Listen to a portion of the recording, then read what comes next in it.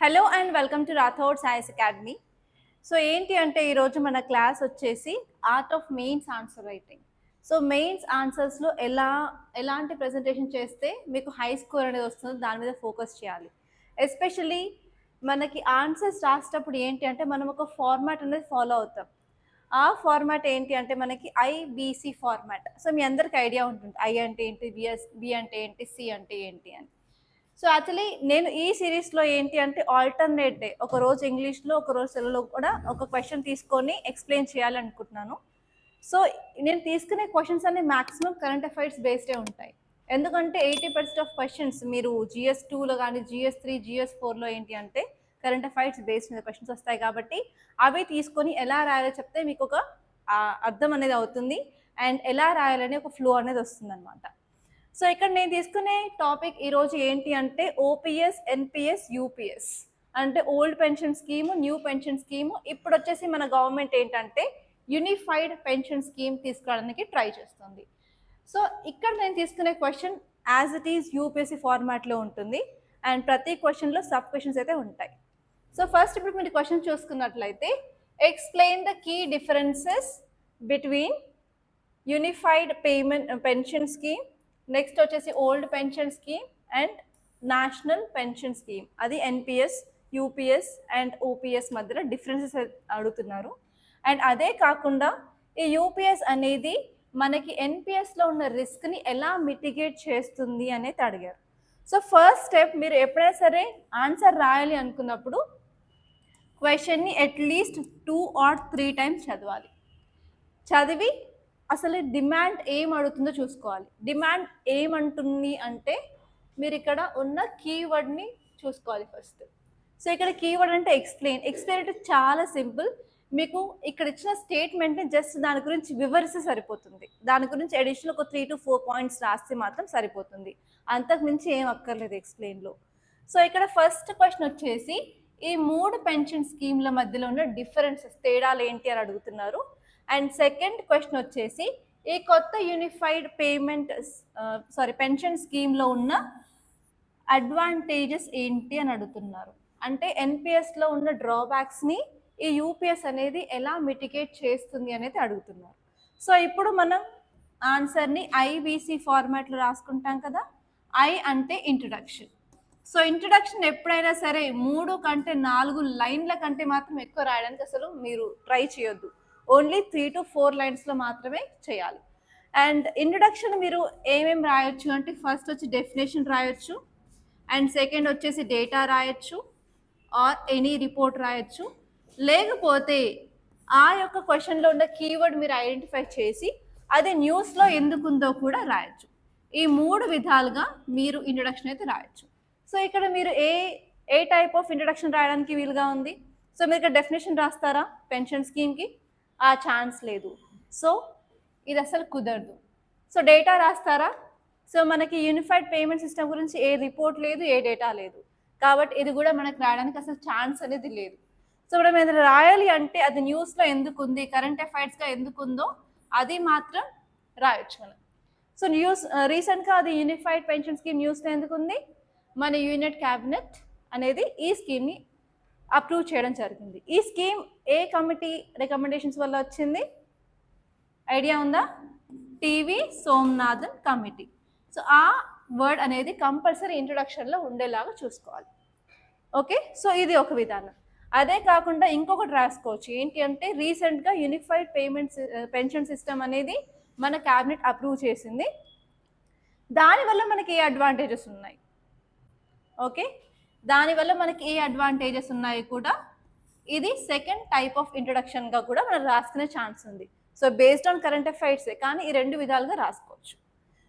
So introduction తర్వాత body. So ఎప్పుడైనా సరే బాడీ రాసేటప్పుడు ఏంటి అంటే కంపల్సరీ మనం సైడ్ హెడ్డింగ్స్ యూజ్ చేసుకోవాలి. సైడ్ హెడ్డింగ్స్ ఎందుకు అంటే కంపల్సరీ నువ్వు ఆ 2 క్వశ్చన్స్కి ఆన్సర్ రాస్తున్నట్టు ఎగ్జామినర్కి తెలియాలి ఫర్ షూర్. సో ఇక్కడ మీరు ఎలాంటి సైడ్ హెడ్డింగ్స్ యూజ్ చేయొచ్చు? ఫస్ట్ వచ్చేసి differences between OPS, NPS, next వచ్చి యూపీఎస్. సో మీలో చాలామంది చేసే మిస్టేక్ ఏంటి అంటే ఈ సైడ్ హెడ్డింగ్ పెడతారు. పెట్టిన తర్వాత ఏం చేస్తారు, ఓపీఎస్ అని పెట్టేసి ఓపీఎస్ పాయింట్స్ రాస్తారు, తర్వాత ఎన్పిఎస్ అని ఎన్పిఎస్ పాయింట్స్ రాస్తారు, నెక్స్ట్ యూపీఎస్ అని యూపీఎస్ సంబంధించిన పాయింట్స్ రాస్తారు. బట్ ఇలా రాయడం కరెక్ట్ కాదు మెయిన్స్ ఆన్సర్లో. సో ఒకటే మీరు హెడ్డింగ్ పెట్టేసి ఆ హెడ్డింగ్లో ఈ మూడింటికి మధ్యలో ఉన్న తేడాలేంటి, ఇంకొక హెడ్డింగ్ యూజ్ చేసి ఆ మూడింటికి ఉన్న తేడాలేంటి. For example employee contribution OPS ఎలా ఉంటుంది, ఎన్పిఎస్ ఎలా ఉంటుంది, యూపీఎస్ ఎలా ఉంటుంది. లంసమ్ అమౌంట్ ఓపీఎస్ ఎలా ఉంటుంది, ఎన్పిఎస్ ఎలా ఉంటుంది, యూపీఎస్ ఎలా ఉంటుంది. సో గవర్నమెంట్ ఎంత కాంట్రిబ్యూట్ చేస్తుంది, ఓపీఎస్లో ఎంత, ఎన్పిఎస్లో ఎంత, యూపీఎస్లో ఎంత. అలా మీరు ఒక 4 సైడ్ హెడ్డింగ్ రాసుకొని ఒక్కటే దాంట్లో ఈ మూడింటి మధ్య తేడాలు రాస్తే క్లియర్ కట్గా మీకు క్లారిటీ ఉంటుంది, చదివే ఎగ్జామినర్ కూడా ఓకే అన్ని పాయింట్స్ రాశారు అని చెప్పి తనకు ఒక క్లారిటీ అయితే ఉంటుంది.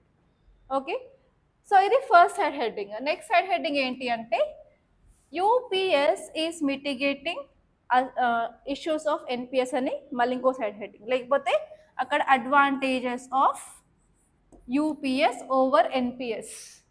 అలా ఈ రెండిట్లలో ఏదో ఒక సైడ్ హెడ్డింగ్ యూజ్ చేసుకొని ఈ సెకండ్ దాంట్లో ఒక 4 పాయింట్స్ ఆర్ 3 పాయింట్స్ రాస్తే సరిపోతుంది. సో ఇప్పుడు చెప్పండి, సో ఫస్ట్ హెడ్డింగ్లో మీరు ఏ పాయింట్స్ రాసుకోవచ్చు డిఫరెన్సెస్లో. ఫస్ట్ వచ్చేసి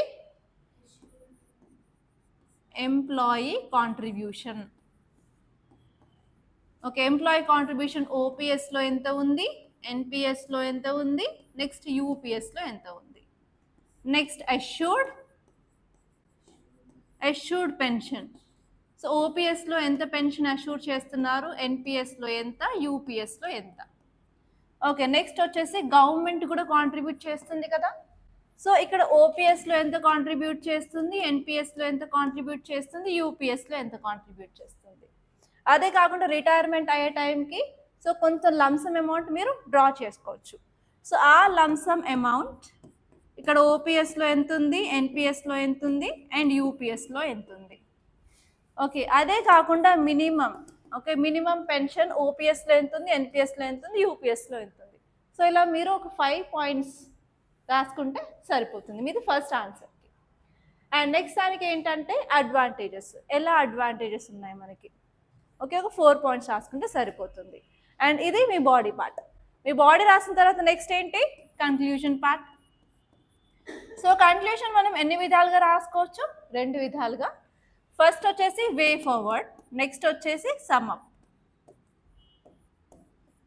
సో ఇక్కడ మనం ఎక్కడైనా సరే వే ఫార్వర్డ్ రాసే అవకాశం ఉందా, జస్ట్ అప్రూవల్ వచ్చింది కానీ ఇంప్లిమెంట్ అవ్వలేదు.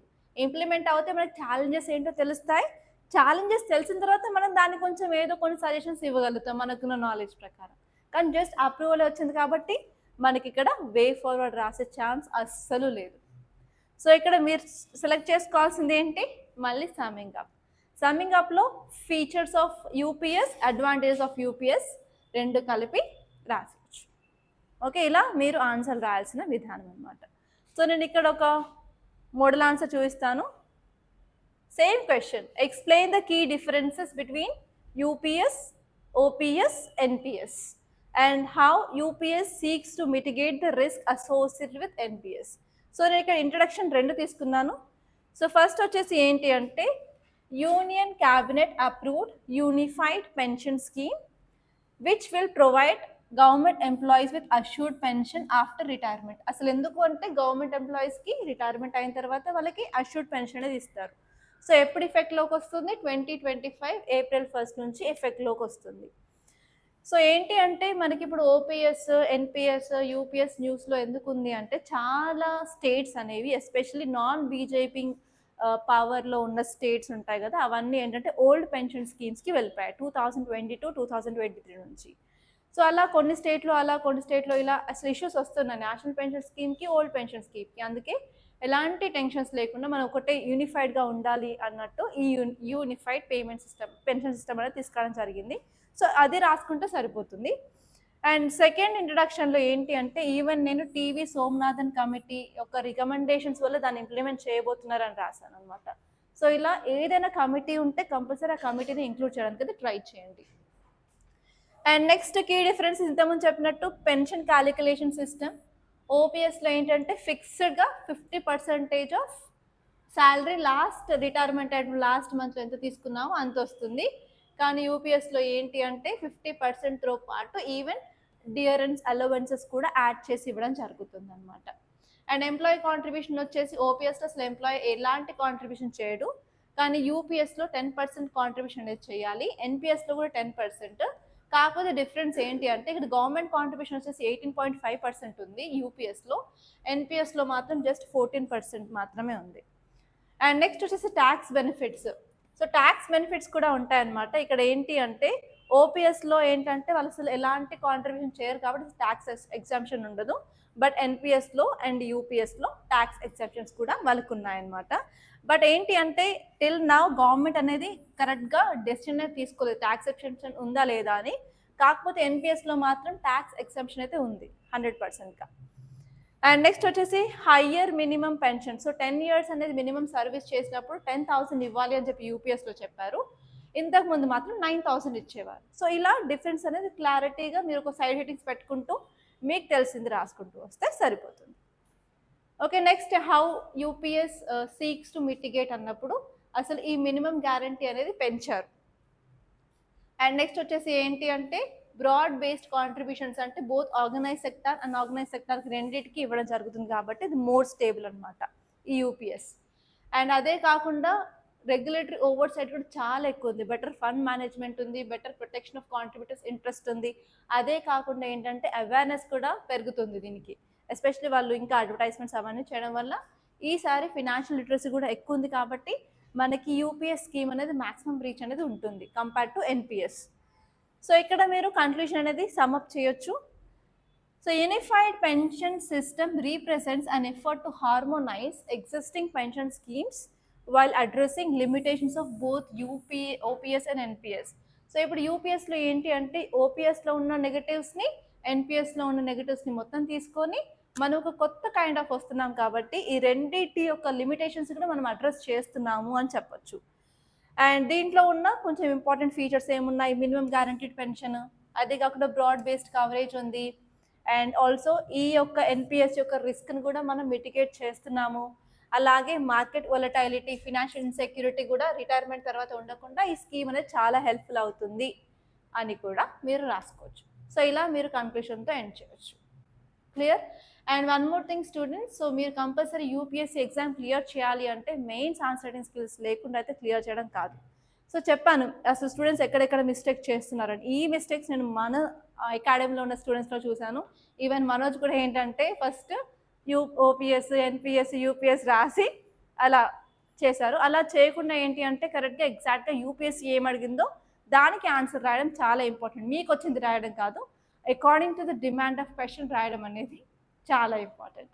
అండ్ మీరు మీ ఆన్సర్ రైటింగ్ స్కిల్ని ఎన్హాన్స్ చేసుకోవాలి అనుకుంటే సో మన అకాడమీలో ఏంటి అంటే మెయిన్స్ ఆన్సర్ రైటింగ్ కోర్స్ అనేది స్టార్ట్ అవుతుంది September 2 నుంచి.